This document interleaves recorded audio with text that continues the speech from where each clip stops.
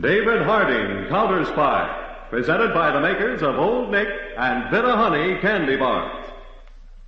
And today, for the last time on this program, we present our special money-saving offer of a stainless steel slicing knife for you folks who enjoy delicious Old Nick and Bit of Honey candy bars. We offer a 13-inch stainless steel slicing knife guaranteed to equal knives selling at 75 cents to $1. Sent to you for only 25 cents, with 2 wrappers from either Old Nick or Bit of Honey candy bars. Here's where to send your order. Send to Old Nick, Box 144, New York 8, New York. We'll repeat the address later, so have pencil and paper ready.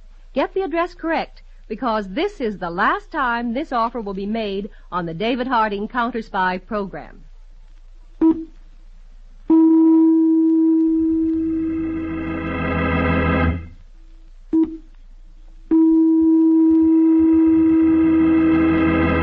Washington calling David Harding, Counterspy.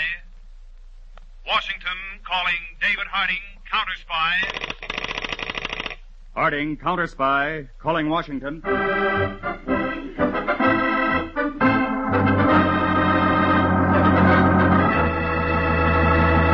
David Harding, Chief, United States Counterspies, especially appointed to investigate and combat the enemies of our country, both at home and abroad, and to secure for every American the rights which are his under our Constitution.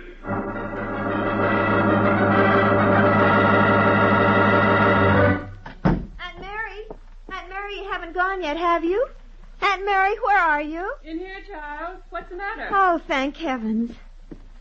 Oh, gee, I was afraid you'd leave before I got home, and I've got something for Uncle Bill. Oh? Wait, I'll show you. There. A picture of you. Of course, it's kind of glamorous, but still it looks more like me than any of those old ones you sent him. It's really lovely. Now at least Uncle Bill will recognize me when he sees me for the first time. I'm sure he would anyway. Aunt Mary, do you think he'll look the same? The same as what, Anne? You've never seen him. Well, I mean, will he look the same to you? Yes, I think he will. 2 years can change a person a lot. Look at me. I wonder. You wonder what, Aunt Mary? Oh, nothing, Anne. Now, I expect to be gone until Friday, but if the boat should be late getting in, I'll send you a wire. Oh, don't worry, Aunt Mary. It's only 4 days. I can take care of myself. I'm a big girl now. Yes, of course you are. A young lady. Well, I'd better be going, or there'll be no one there to meet your Uncle Bill, and I don't think he'd like that.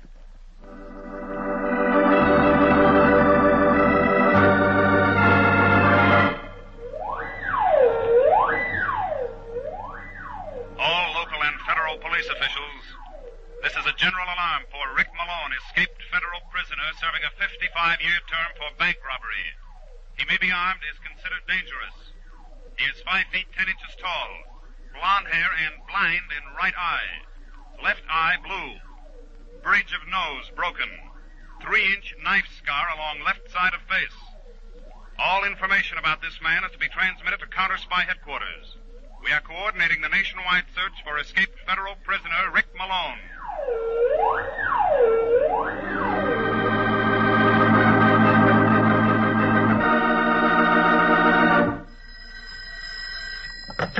Counterspy headquarters, Peter speaking. Oh, good work, Foley. Give him the usual distribution. Send about 20 copies over here. The wanted circulars printed already? Right, Mr. Harding. They ran off an extra 5,000 copies. Good. Any results on the woman who visited Malone? Not so far, Chief. We've got 4 agents trying to pick up her back trail. What about the letters he smuggled out through that guard he bribed? Well, that's a funny thing. As far as the guard can remember, they all went to South Africa. What? Cape Town, South Africa. I've wired Johnson, our agent in the consulate there, to check on it. Nothing back yet. South Africa, huh? You alert our seaport officers? Yes, just in case. But I don't think Malone will try to leave the country, Chief. His face is too easily identified. And bad eye, the scar, they should make it a lot easier for us to pick him up. Not too easy, I hope. What do you mean? We recovered practically none of the $250,000 he was convicted of stealing. I'd like him to find that for us before we find him.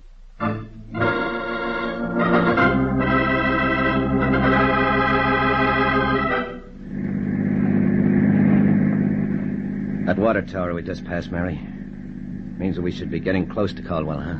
Another couple of minutes, Bill. Then we should be coming to that ledge you described. Mm-hmm. Just past that curve up ahead on the left side of the road. Oh. You're going through with the whole scheme, Bill. Of course I am. How long do you think I'll be free if this face of mine stays the way it is? Why do you think I had you set up house here with that kid of my brother's? Suppose something goes wrong. Suppose Dr. Franklin can't do anything for you. I've read all about him. He can. What if he suspects something? If you played your part all right for the last 2 years, he won't. As far as he's concerned, I'll be just Bill Gordon, returning home to his beloved wife, Mary. That cute little niece, Anne. They'll have descriptions of you all over the country by now. He may recognize you. Slow down, Bill. There's the ledge. Slow down nothing. Hang on. Bill, we'll go over the edge. Bill. Did that purposely, Mary, so the cops would see the skid marks.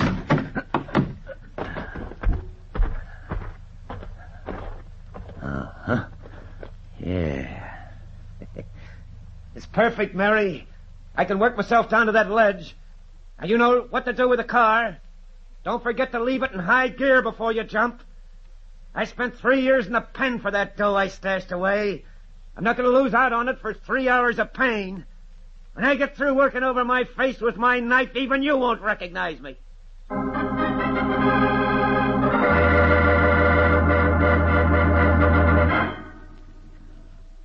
Please, Aunt Mary, don't cry. I should never have let this happen. Oh, you can't help accidents. Uncle Bill will be all right. Why are they so long? Why don't they tell us something? Miss Gordon, I have good news for you. He'll be all right, Dr. Franklin? Yes, it'll take a little time, but when we're finished, he'll be better than you. Well, when will he be able to come home, Dr. Franklin? Well, he can go home in a few days if you get a nurse to take care of him. That soon? Oh, I'll take care of him. Well, I'm sure you would, but we'll need a little bit more expert care than that. And now, if you'll excuse me, I'd like to talk to your aunt for a minute. Oh, of course, Doctor. Dr. Franklin, is there anything No. I just want to clear up this point of sending him home. You see, he'll still be under my care for several months to come. His case requires extensive plastic surgery. There'll be operations? There's quite a few, and he'll have to heal completely between each one. He can do that just as well at home. Oh, we'll see that he's well taken care of. One thing more, about his eye. Yes? I doubt if there's any sight left, but I'll have an eye specialist look at it. Then we'll see what we can do. Thank you, Doctor. This is going to be a most interesting case. Oh, by the way, about a nurse. Will it be all right if I send out a young woman who's worked with me on a number of cases? Whatever you say, Doctor. Her name's Jane Wilton. I think her salary is either $10 or $12 a day. I'll send her around as soon as I send Mr. Gordon home.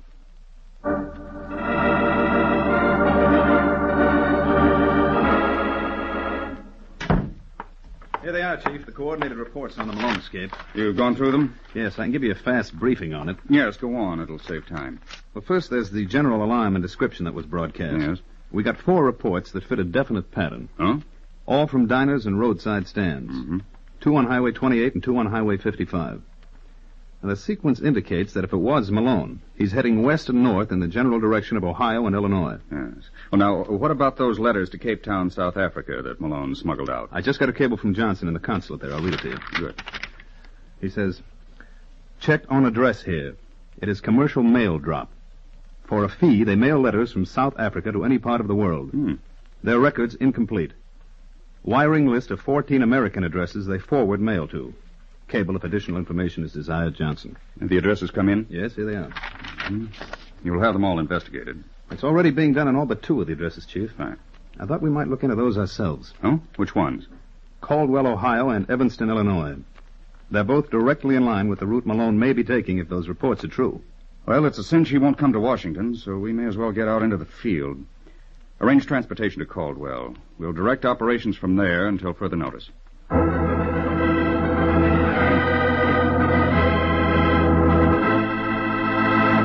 We'll continue our David Harding Counterspy case for Old Nick in a moment. Today, for the last time on this program, we repeat our special money-saving offer of a stainless steel slicing knife. Thousands and thousands have sent in for this knife. Many people have sent in a second time. I know you won't want to miss it. So remember, this is our last offer. You'll want to pay special attention and act right away. we offer you a helpful, handy slicing knife nearly 13 inches long with a blade of gleaming lifetime stainless steel. And notice this especially. The blade is hollow ground. Hollow grinding is a process which is usually found only in knives costing $2 or more. Yet, you can get this knife for only 25 cents. Be sure you get your stainless steel slicing knife. Send your order today. Now, back to our Old Nick David Harding Counterspy case.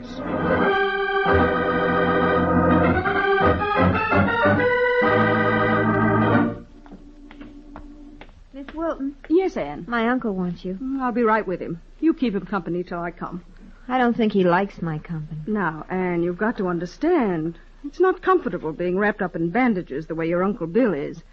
You have to make allowances if you want to be a nurse. I'm not sure that I do anymore. Just because your uncle's a little bit irritable. Oh, I'd rather be an airline hostess. Travel, go everywhere like Uncle did. Then I'll get you anyway. Most airline hostesses are registered nurses. Miss Wilton, Mr. Gordon asked for you. I was just going into him. Now, Anne, keep an eye on that bra. What was that all about, Anne? Oh, I was just talking to Miss Wilton. About being a nurse? Yes. I think it's a wonderful idea. It'd be nice to do something useful in this world. I suppose so. When your uncle's better, we'll see. Maybe there'll be enough money to send you to college so you can take up nursing. Oh, but you don't have to go to college. Being a high school graduate's enough. Oh? Anyway, I don't think Uncle Bill would care enough to send me to college. Well, what do you mean, Anne, darling? Oh, nothing. Mrs. Gordon, Mr. Gordon would like to see you. Right away. Anne, you stay here. I want to talk to you afterwards.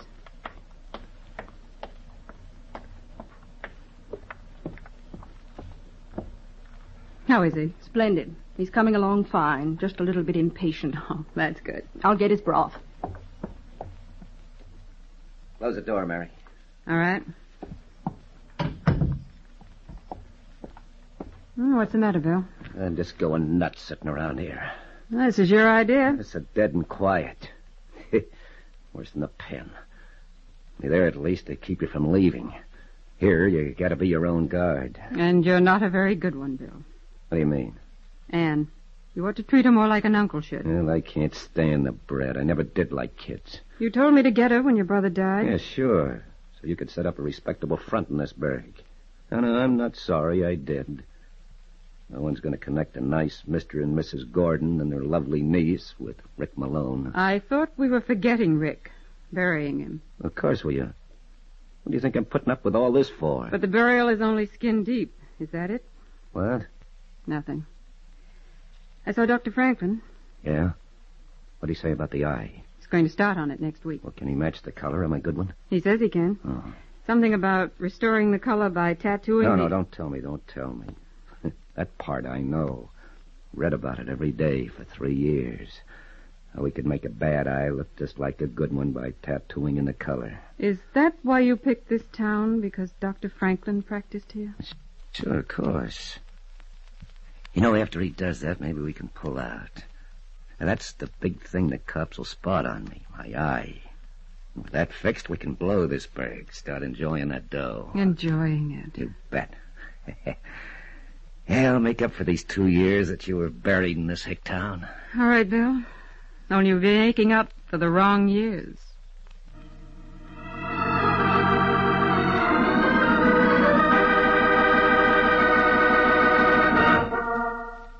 Looks like we're on the right track, Mr. Harding. Those letters from South Africa went to a Mrs. Mary Gordon and her niece Anne. They supposedly came from her husband, Bill, who's been abroad for 2 years. 2? Yeah, I checked. Malone was in the pen for 3, but Mr. Gordon just came back a few days ago. Did you see him? Sure. Well, was it? Chief, for all I know, he could be a dark horse candidate. His whole head is wrapped in bandages. Nobody in this town has seen him. He was in an automobile accident just before he arrived. Yeah, that'd be a nice cover-up for plastic surgery. I checked with the local office of the Highway Patrol. There were skid marks on the hill road. How about the car? Pretty thoroughly banged up, but still in high gear. Then I talked with the ambulance boys who had to remove Gordon from the ledge. They said his face looked like it had been through a meat grinder. Who's the doctor? Dr. Carl Franklin. Franklin? Oh, isn't he the plastic surgeon, the one who specializes in the new method of hiding scars by tattooing? Might be, Chief. I don't know anything about that. What about Mary Gordon? There's no good description of the woman who was with Malone, so I've wired the prison to send along a guard who could identify her. Oh, good. And check with the state and immigration authorities on the Gordon passport. Right. You know, I'd like to get a look at Mr. Gordon. Well, we can hardly go in and rip off his bandages just on suspicion. I could speak to the doctor. No, I'd rather not tip our hand. Is Gordon at the hospital? No, he's home. There's a registered nurse taking care of him. Nurse, huh? No, but asking her would be the same as asking the doctor. No, perhaps not if we didn't ask her directly. What do you mean? Do you know if she was in the Army during the war? I think so. I could find out. Yes, do that. Find out what outfit she was with, who she knew in it, and everything you can about her Army career. What for? Because you're going to pose as an ex-member of her outfit. Take her out, talk about old times. We may be able to parlay your conversation into a positive identification of Malone.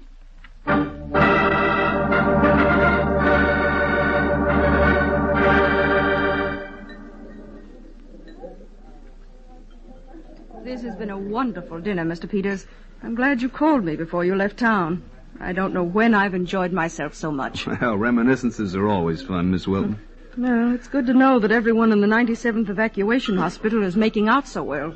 Well, you seem to be doing all right. That's an understatement. There are more nurses now than ever before in the country, and still there aren't half enough to take care of all the work there is. Don't tell me you have to go back on duty again tonight. Oh, no.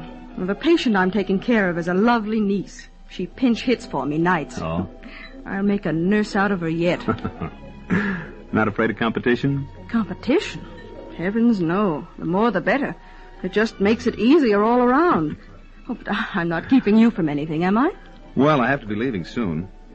Oh, by the way, I knew there was something I forgot. I've got some pictures here of the old 97. I took them after you left the outfit, but you know some of the people, and I thought you might like to see them. I'd love to. Well, let's see now. Here's one of Kriege. Mm-hmm. He's gotten a little fatter since he's out of uniform. Oh, he's not the only one. Oh, that's Doris. Still as blonde as ever. Yeah? Oh, for heaven's sake, this picture. Huh? Oh, that one. He's just a friend of mine. He wasn't with I the know. He's my patient. What? Of all the coincidences. You mean you know Bill Gordon? Why, certainly. He's the case I'm on now. Oh, of course, since the accident, he's changed, but I recognize the picture easily. Well, what do you know? Your having his picture is somewhat reassuring. His attitude's a little, well, gruff. Hmm? But I guessed it was just the accident. I'll have to tell him about this. Tonight? Oh, it can keep until morning. I'm off duty now. Well, maybe I'll stick around and see him myself. You know him well? Not as well as I'd like to. I'd better arrange for hotel accommodations if I'm going to stay over. If you wait, I'll see you home. Don't bother. I don't live far from here. All right. And thanks for a very interesting evening.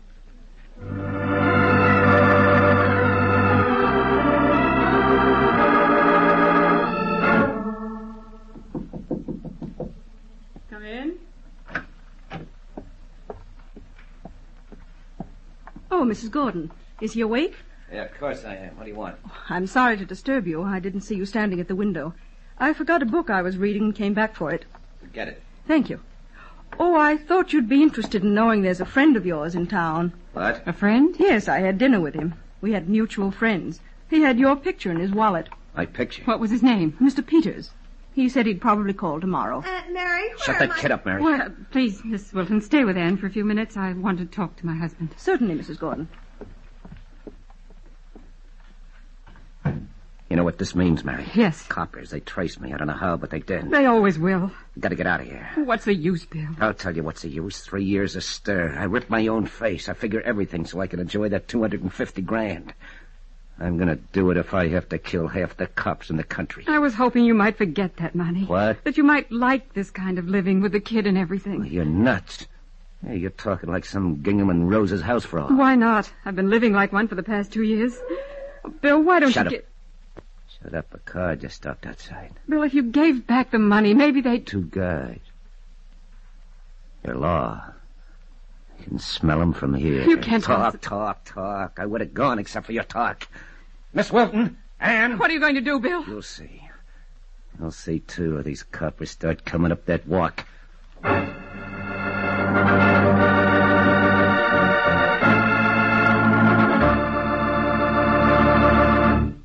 We'll return to our Old Nick David Harding Counterspy case in a moment.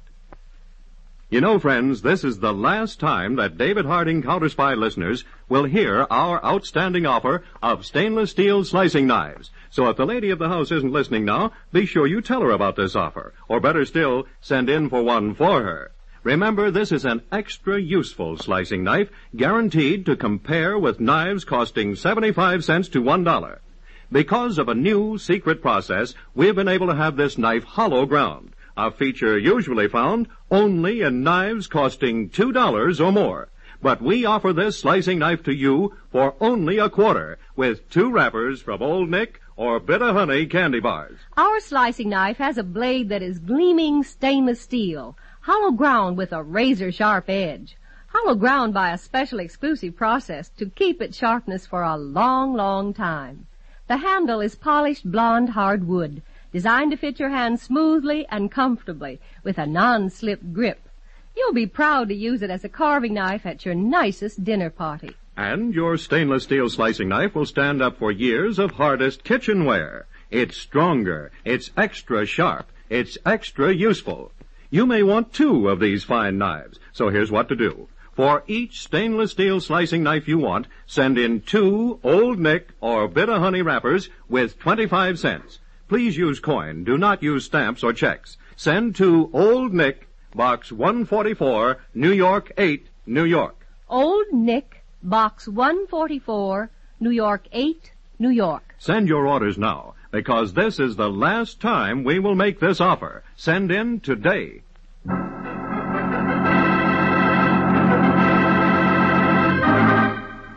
Now, back to our Old Nick David Harding Counterspy case.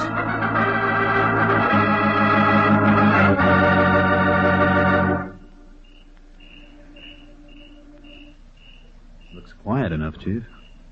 Just a nice suburban home. Yeah. Well, as long as he's not expecting us, let's go.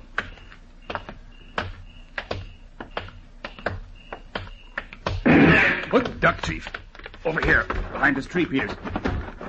Thought he wasn't expecting us. That just shows how wrong you can be. It's going to be a tough one. Listen, coppers. Can you hear me? We can hear you, Malone.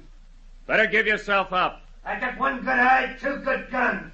Don't worry about me. Malone, we're United States counterspies. We'll have a squad of men out here in 5 minutes. You haven't got a chance of getting out of there. I make my own chances. Now get this, get it straight. I got 2 dames in here. A nurse your stooge talked to and my darling little niece. I'm coming out with both of them. First move you make, I kill them. You hear me? I kill them. Now take it from there, copper.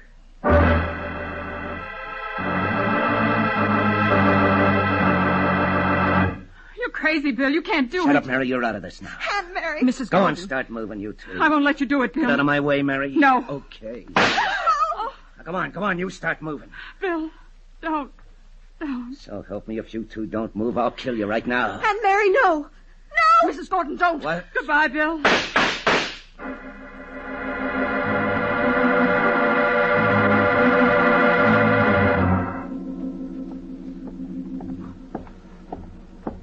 How is she, Chief?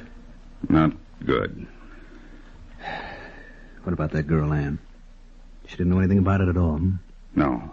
She really Malone's niece? Yes? Only Malone's real name actually was Gordon. He planned to kill the character of Malone and live off the stolen money as Gordon. Why all this elaborate front involving the kid in it? Well, Dr. Franklin is one of the few men that could treat Gordon's eye so that it wouldn't give him away. Oh? Mary Gordon spent 2 years building up respectability so that Franklin would have no hesitation in treating Gordon. But she liked the part she'd been playing more than the part she'd been living. Yeah. Enough so that she resisted Malone to protect the nurse and the girl. And when that wasn't enough, she used his second gun to kill him. Mr. Harding, will you come in, please? Of course, Miss Walton. She wants to talk to you. Please, Aunt Mary, don't talk. Just rest. Mr. Harding, the money Bill hid, there's a reward for it. By the insurance companies. Would Anne get it? I don't know. Please, Aunt Mary, don't talk. I don't want anything but you. Bill, in his gun, is a paper. It tells about the money. No, Aunt Mary. No, I won't touch it. I don't want it. I want you. You know, I can't promise anything about a reward, but... I don't want to leave her alone. Mrs. Gordon, don't tax your strength. I promise you she'll be all right. I owe you.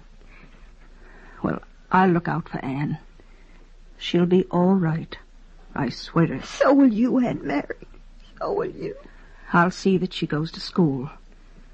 I promise you we'll stay together. Aunt Mary! Aunt Mary! Aunt Mary! Miss Wilton, you'd better take her with you. Peters will drive. I'll wait for... Well, I'll stay here.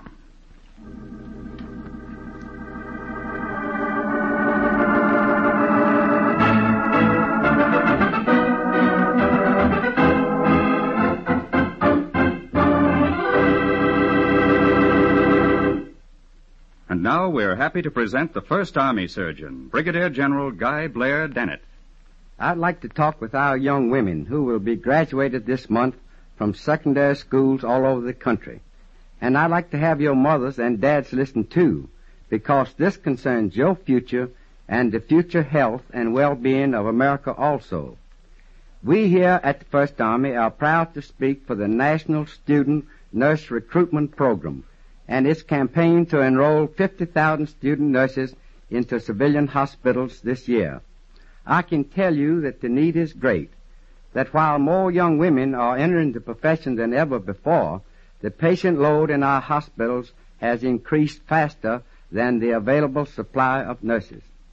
I can tell you from my own observation, in war and in peace, about those things that set a nurse apart from the young woman who is content with just a job. If you have ever watched the capable hands, the courage and the clear mind of the nurse as she ministers to a child, to a soldier brought from the battlefield, to the man or woman who is helpless, you will know what I mean. So I say to you young women, consider seriously the many spread opportunities in nursing and the opportunity to work with those who are making medical history. Thank you, General Dennett, and our appreciation to the American Hospital Association and to the Advertising Council for their cooperation.